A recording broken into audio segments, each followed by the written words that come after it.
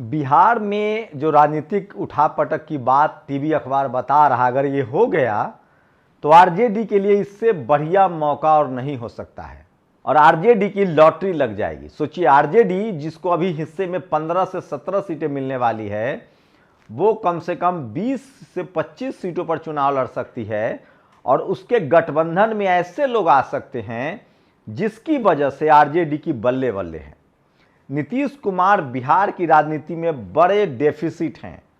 अगर वो बीजेपी के साथ जाते हैं तो भी बीजेपी को 15 सीटें देने पड़ेंगी और नीतीश कुमार कब पाला बदल लेंगे कोई पता नहीं है। तो अगर जितना जल्दी नीतीश कुमार आरजेडी से चले जाएं, आरजेडी को जीवनदान मिल जाएगा। नीतीश कुमार ने आरजेडी और नीतीश कुमार गठबंधन ने चुनाव लड़ा था, 100 सीटें जीते थे, लेकिन इस बार मामला अलग है। प्रधानमंत्री नरेंद्र मोदी 10 साल पूरा कर चुके हैं। हिंदुत्व का कार्ड वो जमकर खेल रहे हैं। आरजेडी के पास बिहार में अपना कम से कम 30 से 35% वोट बैंक है, जिसमें यादव, मुसलमान, ओबीसी के और बैकवर्ड, वो लोग जो लालू यादव का सम्मान करते हैं, जो सोशल जस्टिस की लड़ाई को जानते हैं। मतलब 35% वोट तेजस्वी यादव के पाले में है, 30% वोट आरजेडी बीजेपी के पाले में है, 15% सवर्ण और 15% हिंदू वोट, जो तमाम एससी एसटी ओबीसी के कम्युनिटी में जो हिंदू के नाम पर वोट देंगे वो जाएंगे बीजेपी के पाले में। नीतीश कुमार के पास क्या है? नीतीश कुमार के पास अब सिर्फ 2 से 3% वोट है, जिसमें से 1.5% ऑलरेडी बीजेपी के पास है कुर्मी समाज का। 1.5% कुर्मी ऐसे हैं 3% में से जाति जनगणना के हिसाब से, जो नीतीश कुमार जिस तरफ रहेंगे उस तरफ वोट जाएगा। अब नीतीश कुमार के बदले बीजेपी के पास 15 सीटें देनी पड़ेंगी। इसका मतलब है कि चिराग पासवान नीतीश के साथ रहेंगे नहीं, और अगर चिराग पासवान आरजेडी में आ जाते हैं डिप्टी सीएम के उम्मीदवार बनकर, तो समझिए कि 5 से 7% वोट अकेले ले आएंगे, 10% वोटों तक आ सकता है। वहीं नीतीश कुमार के पाला बदलने के बाद आरजेडी बीएसपी से गठबंधन कर सकती है, 2-3 सीटें उनको दे सकती है, 5 से 7 सीटें चिराग पासवान को दे सकते हैं, और मुकेश सहनी बड़े प्लेयर हैं, उनको 5 सीटें दी जा सकती है। मतलब 25 पर खुद लड़ें और 15 सीटों में 5 से 6 सीटें 5 सीटें चिराग पासवान, जो भी आपस में समझौता हो। बीएसपी को भी अपने पास ला सकते हैं, नहीं तो कोई बात नहीं, और ऑप्शन है लेफ्ट पार्टियों को, वो अपने पास 5 सीटें और 5 सीटें कांग्रेस के पाले में जा सकता है।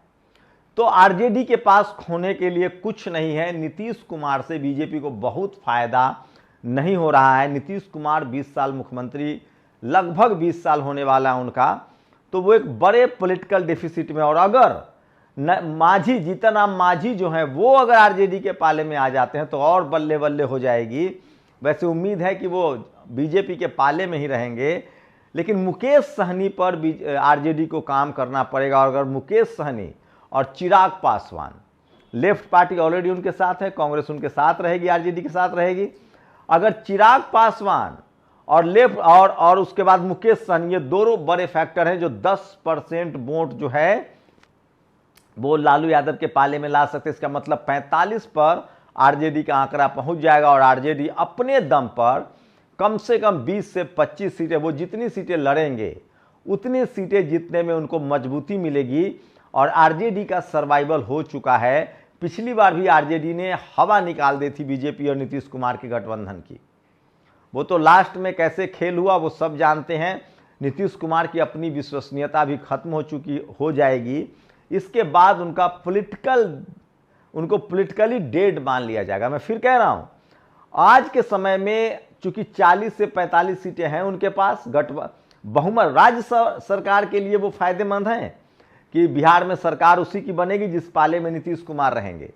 लेकिन लोकसभा चुनाव में अगर नीतीश कुमार आरजेडी से अलग हो जाते हैं तो ये आरजेडी के लिए सोने पर सुहागा होगा। इससे बढ़िया कुछ हो ही नहीं सकता है। ये सबसे बड़ी खबर मैं आपको बता रहा हूं।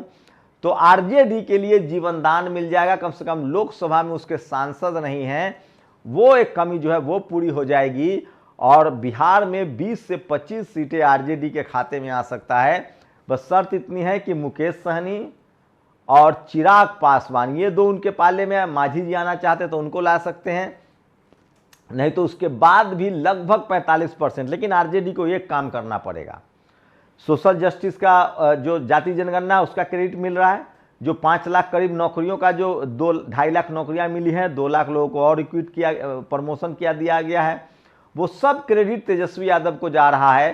तेजस्वी यादव की छवि बहुत निखर के आई है, बस उनको एक काम करना है, लालू यादव वाला सोशल जस्टिस का फॉर्मूला अपनाना होगा और नीतीश कुमार के दबाव में जो सवर्णों को टिकट देने वाले थे वो उससे समझौता करना पड़ेगा। सोचिए, नीतीश कुमार के साथ दलित समाज ऐसे ही नहीं जाएगा जिस तरह से उन्होंने आनंद मोहन को जेल से बाहर किया है, लोग ऐसे ही नाराज हैं। लालू यादव जी और तेजस्वी यादव को बहुत नाप तोल कर दलित समाज के खिलाफ नहीं जाना होगा और सवर्णों का टिकट काटना होगा। और नीतीश के साथ जो सवर्ण लॉबी है, चाहे वो झा जी हैं जो उनके मंत्री हैं, या फिर उनके जो समस्तीपुर वाले जो भूमिहार समाज से हैं, वो सब जो पूरी मंडली है वो आरएसएस की स्लीपर सेल है। आरजेडी मौके पर चौका मार सकती है अगर वो सोशल जस्टिस का उसके साथ टैग है, अगर उसने तमाम उन जातियों को जो जैसे प्रजापति समाज है जिनको हमारे यहाँ कुम्भकार समाज कहते हैं, जो विश्वकर्मा समाज है, और जो वैश्य समाज है, ऐसे लोगों को जो अति पिछड़ी जातियों में जो छोटी छोटी कम्युनिटी हैं, उसको अगर टिकट दिया जाए, चंद्रवंशी समाज को, विश्वकर्मा समाज को, प्रजापति समाज को, अगर इन लोगों को टिकट दिया जाए, मल्लाह समाज को, निषाद समाज को टिकट दिया जाए, तो ये आरजेडी के लिए शानदार होगा। और जितनी सीटें वो 17-18 सीटें नीतीश कुमार मांग रहे हैं, नीतीश कुमार के पास सिर्फ 1.5% अपना वोट है। 3% में 1.5% वोट ऑलरेडी जा चुका है, उनके पाले से हिंदू के नाम पर निकल चुका है। रही बात महिलाओं की, तो महिलाओं का वोट अब उनके पास है नहीं। तो नीतीश कुमार ने एक लंबी पारी खेली है, शानदार पारी खेली है, अच्छा काम किया उन्होंने, बुद्धिज्म को लेकर अच्छा काम किया है, राजगीर को लेकर अच्छा काम किया है, जाति जनगणना मुख्यमंत्री के तौर पे उनको क्रेडिट मिलता है। लेकिन अब वो पॉलिटिकल रूप से बहुत उनका वर्चस्व नहीं बचा है और राजनीतिक रूप से अब उनका वर्चस्व खत्म हुआ है और तेजस्वी यादव के साथ पूरा कैरियर है। बस शर्त इतनी है कि उनको हार्ड कोर बहुजन आंदोलन को आगे बढ़ाना होगा, सोशल जस्टिस की लाइन को आगे बढ़ाना होगा। और जो टिकट वो सवर्ण को देते हैं, वो टिकट सवर्ण समाज वाला टिकट काट के अति पिछड़ी और पिछड़ी जाति में से गैर यादवों को उनको और ज्यादा टिकट देना पड़ेगा, अपने यादव समाज को भी देना पड़ेगा, लेकिन गैर यादव जो अति पिछड़ी और पिछड़ी जातियां हैं उनको टिकट देना पड़ेगा। शेड्यूल कास्ट में वो बड़ा मैसेज दे सकते हैं, एससी एसटी को रिजर्व सीट से और ज्यादा टिकट दे सकते हैं, इसका उनको फायदा मिलेगा। इसका मतलब है कि नीतीश कुमार के पाला बदलने से तेजस्वी यादव को कोई नुकसान होता हुआ नहीं दिख रहा है। यहां तक कि 40 में से 25 सीट खुद लड़ पाएंगे, 15 से 20 सीट, यहां तक कि 20 सीट भी अगर आरजेडी लड़े तो भी वो स्ट्राइक रेट शानदार रहेगा, 20 सीट जीत सकती है। और 20 सीटें वो गठबंधन को दे सकते हैं। गठबंधन में लेफ्ट पार्टी उनके साथ है, कांग्रेस उनके साथ है, मुकेश सहनी को लाना है, चिराग पासवान को लाना है, मांझी जी को लाना है। ये डेडली कॉम्बिनेशन होगा और चिराग रहेंगे नहीं जहां नीतीश रहेंगे, ये तय है। इसका मतलब है कि नीतीश कुमार से अगर मुक्ति मिल जाती है तेजस्वी यादव को, वहां लगातार के पाठक वाले मामले में, चंद्रशेखर राय वाले मामले में नीतीश खुद चाह रहे थे तेजस्वी यादव कि चूंकि नीतीश कुमार अब तक मुस्लिम वोट भी ले रहे थे सेकुलर बनकर, तेजस्वी खुद चाह रहे थे कि नीतीश कुमार इस बार पाला बदलें ताकि उनकी विश्वसनीयता खत्म हो जाए। इसलिए तमाम जो उनके मंत्रियों को जिस तरह से ह्यूमिलिएट किया गया और जेडीयू के जो सवर्ण नेता हैं वो जिस तरह से गलत बयानबाजी करते थे आरजेडी के बारे में, आरजेडी मंत्रियों के बारे में, फतेह बहादुर को लेकर या चंद्रशेखर राय को लेकर, ये लोग चाहते थे कि नीतीश खुद पाला बदले, उनकी विश्वसनीयता खत्म हो और आरजेडी को इसका फायदा होगा। रूबिका लियाकत ने कहा है कि बिहार की राजनीति को ईमान धर्म नहीं है। सोचिए ये कितनी, मतलब इनको राजनीति का कुछ ज्ञान नहीं है। मान्यवर साहब ने कहा था मिली जुली सरकार जनता के पक्ष में होती है, बिहार की जनता होशियार है और वहां मिली जुली सरकार है, इन लोगों को डिक्टेटर चाहिए। सोचिए, मैं फिर कह रहा हूं, इटली जानते हैं ना, इटली यूरोप का शानदार देशों में से वहां मिली जुली सरकार बनती है तो ज्यादा विकास होता है। बिहार में राजनीति की समझ है, सोशल जस्टिस की समझ है, राजनीतिक सोशल जस्टिस की लड़ाई है। बिहार यूपी में जातिवाद के खिलाफ लड़ाई है, जातिवाद के खिलाफ राजनीति है। इसलिए इन लोगों को पेट में दर्द होता है।